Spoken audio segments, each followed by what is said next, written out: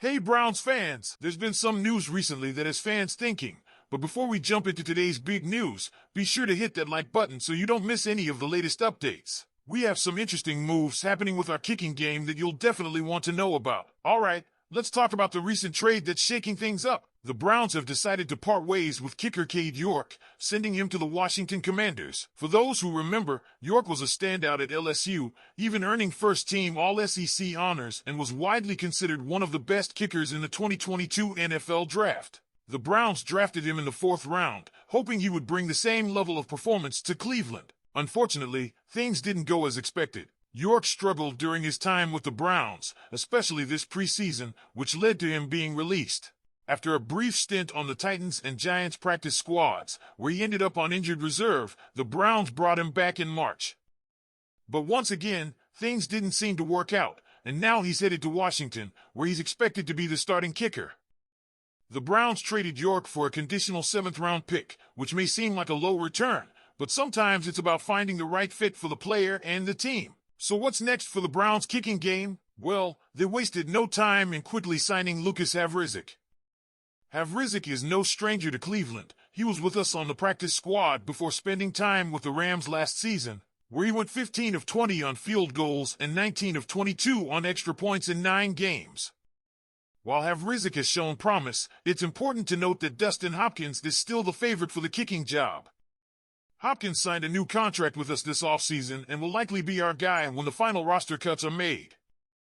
Now, with the Browns heading into their final preseason game, the pressure is on Havrizik to prove himself.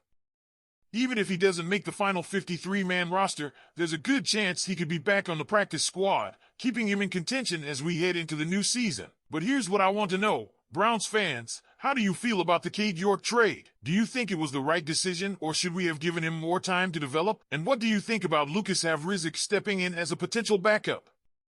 Leave your thoughts in the comments below and let's start a conversation. We've got a crucial development regarding our offensive line, and you're going to want to hear this one. As we gear up for the start of the 2024 season, injuries are already starting to pile up, and nowhere is that more evident than on our offensive line. With key players like Jack Conklin, Jedrick Wills Jr., and James Hudson III dealing with various injuries, our front line is looking a bit shaky. And with just a few weeks to go before we kick off the season, we need to shore things up fast. But here's the good news. The perfect free agent just became available earlier this week, and he might be exactly what we need to plug those gaps. I'm talking about veteran offensive lineman Dennis Daly, who was recently released by the Arizona Cardinals. Now, Daly might not be a household name, but he's got 6 years of NFL experience under his belt, including 37 starts in his 54 career games. He spent most of his career with the Carolina Panthers and the Tennessee Titans before signing a 2-year deal with the Cardinals in 2023. Unfortunately, his time in Arizona was cut short due to an ankle injury, and he struggled in the limited action he saw last season.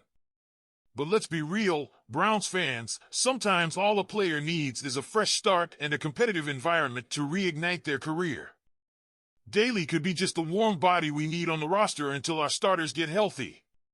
He's got the experience, and with the right coaching, he could provide some much-needed depth as we head into the regular season. Here's the catch, though, we're not the only ones who've noticed Daly's potential. The New England Patriots are reportedly amongst several teams interested in signing him, so if we're serious about bringing him to Cleveland, Andrew Berry might need to act fast. For now, things are looking positive as we wrap up the preseason. Even with our banged-up O-line, the Browns are still favored to win their final exhibition game against the Seahawks, according to FanDuel Sportsbook. But with the regular season right around the corner, adding a guy like Daly could make a big difference in how we start the year. So, what do you think, Browns fans? Should we go after Dennis Daly, or do you think we should roll the dice with our current roster? Drop your thoughts in the comments below. I'm really curious to hear what you all think about this potential move. Now, let's talk about Denzel Ward and what's been going on with him lately. So, as you may have heard, our star cornerback Denzel Ward recently suffered his 5th concussion during practice on August 12th.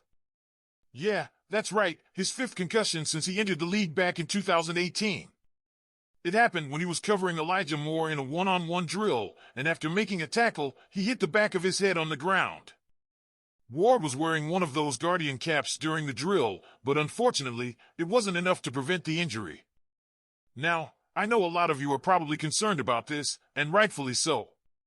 Concussions are no joke, especially when we're talking about someone who's had multiple over the course of their career. But here's the thing, despite this being his 5th concussion, Ward has no plans to slow down. In fact, he's fully intent on continuing his career, and if everything goes as planned, he could be back in action just in time for the season opener against the Cowboys on September 8th. What's really interesting here is that at no point was Ward's return to the field ever in question. Even right after the injury, he stayed on the sidelines, watching the rest of the practice and engaging with his teammates as if nothing had happened. He didn't show any signs of distress, which is definitely a positive sign.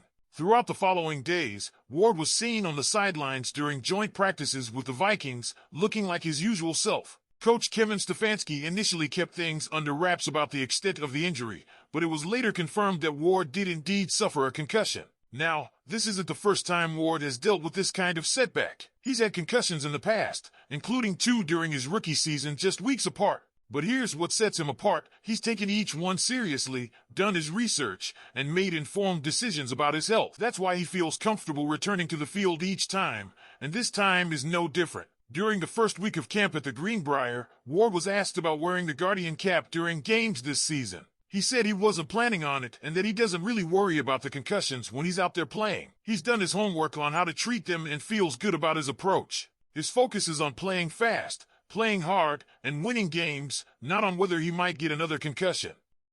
Ward also mentioned that he's been looking into different helmets to see if there's one that might offer better protection. He's been working with the equipment staff to find the right fit, but at the end of the day, he's all about being out there and performing at his best. Last season, Ward had a similar situation where he suffered a concussion during the preseason but was cleared to play just in time for the Bengals game in Week 1. If everything goes smoothly this time around, he'll have had almost 4 weeks to recover before facing the Cowboys. Ward's resilience is something to admire, and his commitment to the game is undeniable. But it does raise some questions, right? How much is too much? Should he be taking extra precautions, or is his approach the right one? These are the kind of things we need to think about as fans, especially when it comes to the health and safety of one of our top players. With Ward currently in the concussion protocol and Greg Newsome, 2 also sidelined after hamstring surgery, our depth in the secondary is definitely being tested. But luckily, we've got a talented group of guys ready to step up, including Martin Emerson Jr., Cameron Mitchell, Justin Hardy Sr., and rookie Miles Harden. So, what do you think, Browns fans? Are you concerned about Denzel Ward's long-term health, or do you trust in his ability to bounce back and be ready for the season opener? Let me know in the comments below. I'm really curious to hear your thoughts on this one. And as always, don't forget to hit that like button and subscribe to the channel so you never miss an update. We've got a big season ahead, and you'll want to be along for the ride. Go Browns!